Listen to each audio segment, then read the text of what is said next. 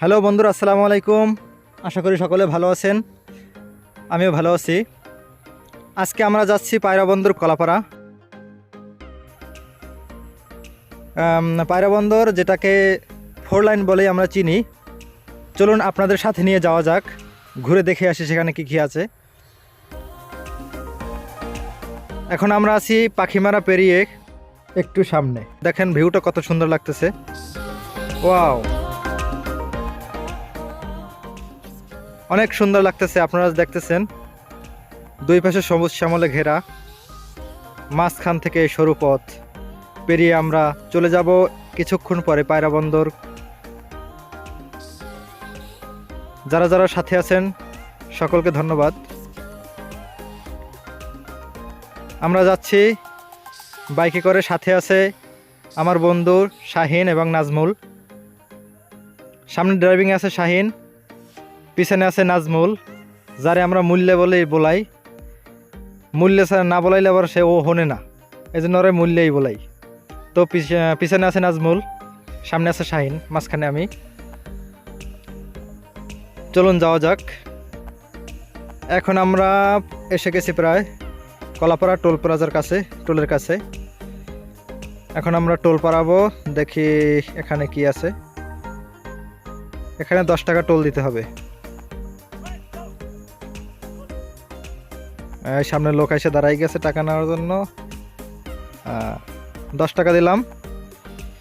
এখন আমরা কলাপাড়া ব্রিজের উপরে উঠতেছি।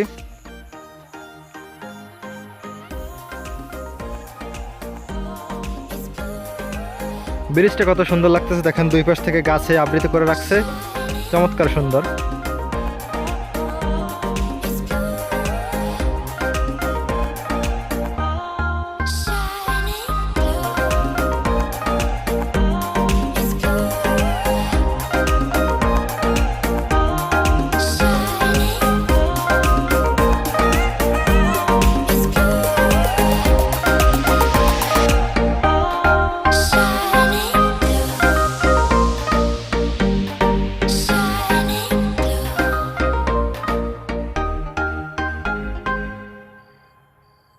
বন্ধুরা, আমরা কিন্তু কাছাকাছি চলে আসছি পায়রা বন্দরের।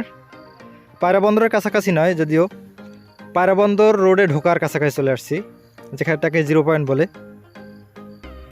এখান থেকেও প্রায় 8-10 কিলো হবে পায়রা বন্দর। তো আমরা এখন 4 লাইনে ঢুকবো।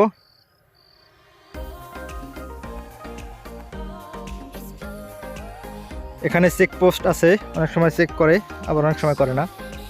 তো আমাদের ভাগ্য ভালো, চেকপোস্টে ধরে নেয়। আপনারা দেখতে পাচ্ছেন এখন আমরা আছি পায়রা বন্দরের রোড 4 লাইন। অসম্ভব সুন্দর করছে, কিন্তু আপনারা যদি না আসেন তাহলে এটা সৌন্দর্য উপভোগ করতে পারবেন না। মোবাইলে অতটা সুন্দর দেখা যায় না, যতটা সুন্দর সরাসরি দেখা যায়। সত্যি অসম্ভব সুন্দর। সাথে থাকুন এবং দেখতে থাকুন।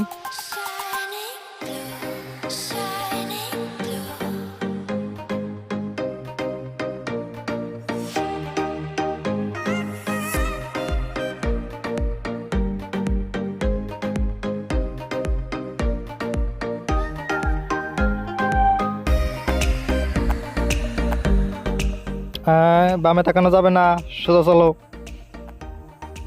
সামনে বহুত বাধা আসবে, তাকানো যাবে না, সামনে তাকিয়েই চালাতে হবে।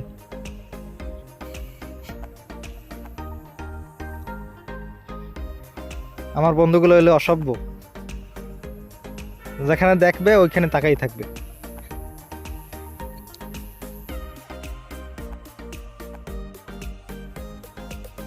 বন্ধুরা, আমাদের হাতে সময় কম, এই জন্য খুব দ্রুত চালাই যাচ্ছে।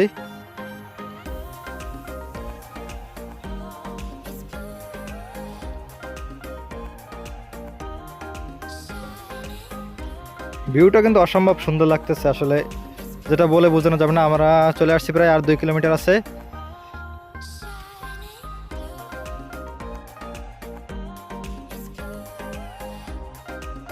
আমরা এখন আসছি পায়রা বন্দরের সামনে। এই হলো পায়রা বন্দরের গোলচক্কর। এখানে একটা লোগো বসানো আছে, যেটাকে গ্রাফি বলা হয়। জাহাজের গ্রাফি, বড় বড় কার্গো জাহাজের গ্রাফি এটা এখানে রাখছে লোগো হিসাবে। তো আমরা ভিতরে হয়তো ঢুকতে দেবে না, এখন ঢুকতে দেবে না ভিতরে, কারণ ভিতরে ঢোকা সম্পূর্ণ নিষেধ। তারপর আমরা জিজ্ঞাসা করি যে ঢোকার অনুমতি আছে কিনা। তো আমার বন্ধু গেছে, দেখি কি বলে, আপনারা সাথে থাকুন।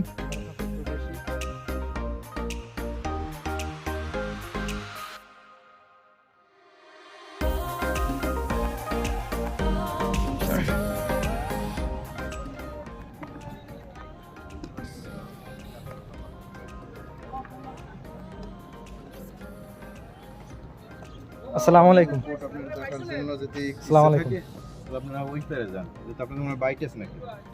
হ্যাঁ, আপনারা এখান দিয়ে যে এদিকে একটা রাস্তা আছে, সিটি রাস্তা, বানাতি বাজার ওই সাইড, আমাদের মুরপুরটা ওই জায়গায়, এটা সেটা প্রশাসন এরিয়া। ওইখানে গেলে আপনি সম্পূর্ণ দেখতে পারবেন। 5 কিলোর মতো পথ আছে, যান দেখুন, ভালো দেখতে পারবেন। ওদের মূল প্রাণ কেন্দ্র ওই জায়গায়। এটা শুধু বলতেছে যে এখান থেকে ঢোকা সম্পূর্ণ নিষেধ, কারণ এটা হলো প্রশাসনিক এলাকা। যদি দেখতে হয় তাহলে অনেক দূর ঘুরে তারপর পিছন থেকে দেখতে হবে, কিন্তু অতটা যাওয়া সম্ভব না। এখানে নির্দেশিকা লেখা আছে, আপনারা পড়ে নেবেন, পড়ার সময় নেই যদি। এই হলো সামনের ভিউটা, এই হলো ভিতরের দৃশ্য। ভিতরে কিন্তু অনেক সুন্দর, কিন্তু দুর্ভাগ্যবশত ঢুকতে পারতেছি না।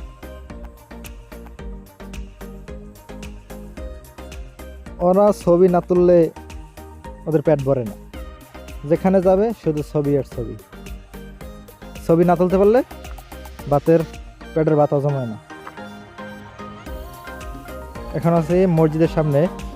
মসজিদটা কিন্তু অসম্ভব সুন্দর করছে, ভিতরে আরো সুন্দর। ভিতরে ঢুকলে প্রাণটা জড়িয়ে যায়, এমন সুন্দর। নামাজ পড়লে যেন মনে হয় যেন জান্নাতের ভিতরে নামাজ পড়তেছি, আসলে অনেক সুন্দর। আর এগুলো হলো তাদের বাসভবন, কর্তৃপক্ষের বাসভবন। যারা এখানে দায়িত্বরত আছে, অফিসার পদে বিভিন্ন অফিসাররা আছে, তাদের বাসভবন।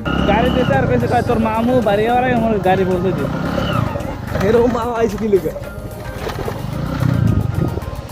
ও শীতের গেঞ্জি নেই, ও রাখবা 2 দিনের মতো গাড়ি চালাবি। আমরা এখন আছি কমবে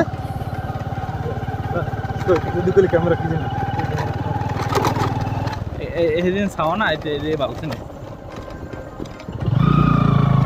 আমরা শিরুখার জঙ্গল, এটা হলো যে শিরুখার জঙ্গল। এখান থেকে বাইকের জন্য বিপজ্জনক। Brake, Khalek brake. রাস্তা অতটা ভালো না, মারাত্মক খারাপ, এই জন্য খুব স্লো চালাইতেছে। এই বাবুরা কি করো? ওই দুরাকার ছবি না, দুরাকার ছবিতে সে করতেছে। তো এখন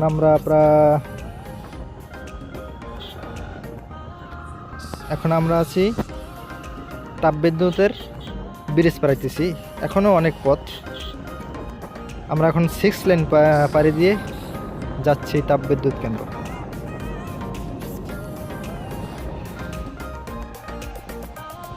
ব্রিজটা কিন্তু অসম্ভব সুন্দর, ভিউটা দেখেন শুধু। দুই পাশ থেকে গাছগুলো যেন রাস্তাটাকে আবৃত করে রাখছে, অসম্ভব সুন্দর লাগতেছে। অবশেষে আমরা পৌঁছে গেলাম তাপবিদ্যুৎ কেন্দ্রে। এই হলো সামনের দৃশ্য। এখানেও একই অবস্থা, প্রশাসনিক এলাকা, ভিতরে প্রবেশ নিষেধ। কি এক জ্বালা! ভিতরে যারা ঢুকতেছে এরা হলো কর্তৃপক্ষের ছেলে সন্তান। আর ওই ভিতরে একজন, ওই যে দেখতে পাচ্ছেন কালো টি শার্ট পরা, শর্ট প্যান্ট পরা, ইনি হলো চাইনিজ। ভিতরে চাইনিজরাই বেশি, কারণ তাপবিদ্যুৎ কেন্দ্র, পায়রা বন্দর এগুলো চাইনিজদের আন্ডারেই। তারাই সম্পূর্ণ দেখাশোনা করে, কাজবাজ করে, এবং তারাই কাজ করায়। বাংলাদেশি ওয়ার্কার দিয়ে তারা কাজ করায়। ভিতরে জগিং করতেছে, হাঁটাচলা করতেছে। ভিতর থেকে লোক আসতেছে, দেখতেছেন। এদের কার্ড আছে, কার্ড শো করলেই বের হতে দিবে, তাছাড়া বের হতে দিবে না।